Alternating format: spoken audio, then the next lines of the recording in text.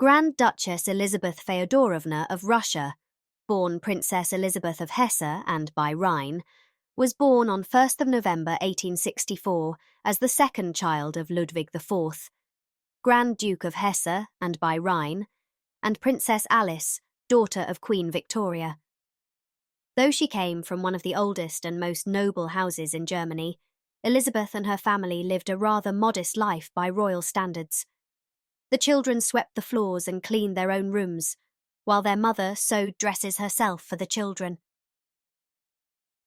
In the autumn of 1878, diphtheria swept through the Hesse household, killing Elizabeth's youngest sister, Marie, on 16th November, as well as her mother, Alice, on 14th December. Elizabeth had been sent away to her paternal grandmother's home at the beginning of the outbreak, and she was the only member of her family to remain unaffected. When she was finally allowed to return home, she described the meeting as terribly sad and said that everything was like a horrible dream. When Elizabeth was a young woman, her cousin, Prince Wilhelm of Prussia, later Wilhelm II of Germany, fell in love with her. In April 1875, the 16-year-old Wilhelm visited Darmstadt to celebrate Princess Victoria of Hesse, and by Rhine's 12th birthday, and first expressed interest in the 11-year-old Elizabeth. He wrote in a letter to his mother that, "If God grants that I may live till then, I shall make her my bride once, if you allow it." When he was a student at Bonn University, he often visited his Aunt Alice and his Hessian relatives on the weekends. During these frequent visits, he fell in love with Elizabeth, writing numerous love poems and regularly sending them to her. He proposed to Elizabeth in 1878, but she rejected him. She had numerous other admirers. Ultimately, it was a Grand Duke of Russia who would win Elizabeth's heart. Elizabeth's great-aunt, Empress Maria Alexandrovna of Russia, was a frequent visitor to Hesse. During these visits, she was usually accompanied by her youngest sons, Sergey and Paul. Elizabeth had known them since they were children, and she initially viewed them as haughty and reserved. Sergey, especially, was a very serious young man, intensely religious, and he found himself attracted to Elizabeth after seeing her as a young woman for the first time in several years. At first, Sergey made little impression on Elizabeth. But after the death of both of his parents within a year of each other, Elizabeth sympathized with Sergey because she had felt this same grief after the death of her mother. Their other similarities, both were artistic and religious, drew them closer together. It was said that Sergey was especially attached to Elizabeth because she had the same character as his beloved mother. So when Sergey proposed to her in the spring of 1883, she accepted, much to the chagrin of her grandmother, Queen Victoria, who tried to persuade Elizabeth to end the engagement. But when Sergey proposed again later in the same year, she accepted him once more, and arrangements for their wedding went ahead. Sergey and Elizabeth married on 15th June 1884 at the chapel of the Winter Palace in St. Petersburg. Upon her conversion to Russian Orthodoxy, she took the name Elisabetta Feodorovna. It was at the wedding that Sergey's 16-year-old nephew, Tsarevich Nicholas, first met his future wife, Elizabeth's youngest surviving sister, Alex. The new Grand Duchess made a good first impression on her husband's family and the Russian people. Everyone fell in love with her from the moment she came to Russia from her beloved Darmstadt, wrote one of Sergey's cousins. The couple never had children of their own, but their Ilyanskoe estate was usually filled with parties that Elizabeth organized especially for children.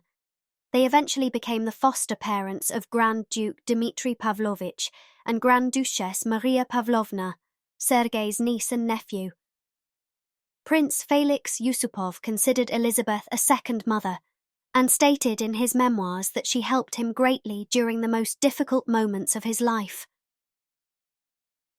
On 17th of February 1905, Sergey was assassinated in the Kremlin by the socialist revolutionary Ivan Kalyaev. The event came as a terrible shock to Elizabeth, but she never lost her calm.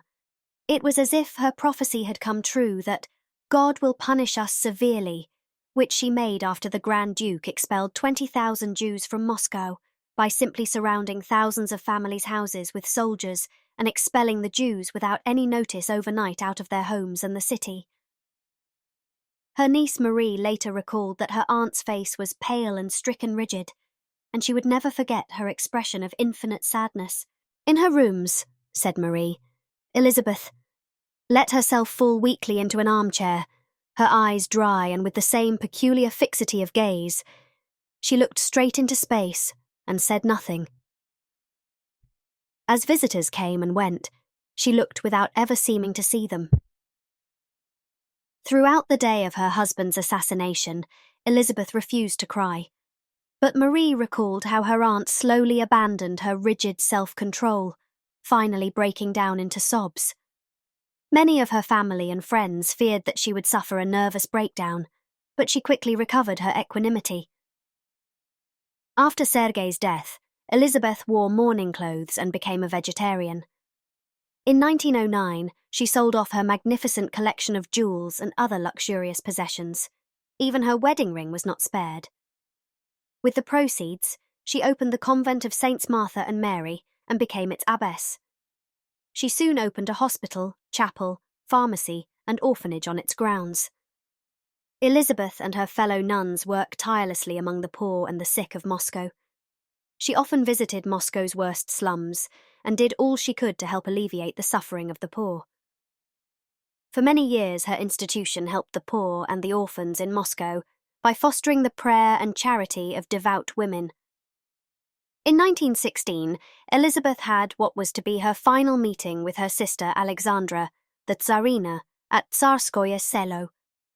While the meeting took place in private, the tutor to the Tsar's children apparently recalled that the discussion included Elisabeth, expressing her concerns over the influence that Grigory Rasputin had over Alexandra and the imperial court, and begging her to heed the warnings of both herself and other members of the imperial family.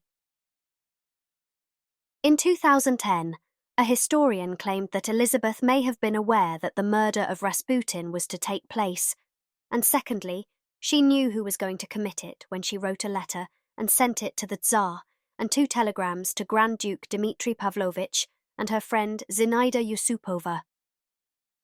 The telegrams, which were written the night of the murder, reveal that Elisabeth was aware of who the murderers were before that information had been released to the public, and she stated that she felt that the killing was a patriotic act. In 1918, Vladimir Lenin ordered the Cheka to arrest Elisabeth. They then exiled her first to Perm, then to Yekaterinburg, where she spent a few days and was joined by others. The Grand Duke Sergey Mikhailovich, Princes John Konstantinovich, Konstantin Konstantinovich, Igor Konstantinovich, and Vladimir Pavlovich Paley, Grand Duke Sergey's secretary, Fyodor Remez, and Varvara Yakovleva, a sister from the Grand Duchess's convent. They were all taken to Alapayevsk on 20th May 1918. At noon on 17th July, Cheka officer Pyotr Startsev and a few Bolshevik workers came to the school. They took from the prisoners whatever money they had left and announced that they would be transferred that night to the Upper Syniachikensky factory compound. The Red Army Guards were told to leave and Cheka men replaced them. That night the prisoners were awakened and driven in carts on a road leading to the village of Syniachika, some 11 miles from Alapayevsk, where there was an abandoned iron mine with a pit 20 meters deep. Here they halted. The Cheka beat all the prisoners before throwing their victims into this pit, Elisabeth being the first. Hand grenades were then hurled down the shaft, but only one victim, Fyodor Remez, died as a result of the grenades. According to the personal account of Vasily Ryabov, one of the executioners, Elisabeth and the others survived the initial fall into the mine, prompting Ryabov to toss in a grenade after them. Following the explosion, he claimed to have heard Elisabeth and the others singing an Orthodox hymn from the bottom of the shaft. Unnerved, Ryabov threw down a second grenade, but the singing continued. Finally, a large quantity of brushwood was shoved into the opening and set alight, upon which Ryabov posted a guard over the site and departed. Early on 18th of July 1918, the leader of the Alapayevsk Cheka, Abramov, and the head of the Yekaterinburg Regional Soviet, Beloborodov, who had been involved in the execution of the imperial family, exchanged a number of telegrams in a pre-arranged plan, saying that the school had been attacked by an unidentified gang. A month later, Alapayevsk fell to the White Army of Admiral Alexander Kolchak. Lenin welcomed Elisabeth's death, remarking that virtue with the crown on it is a greater enemy to the world revolution than 100 tyrant tsars.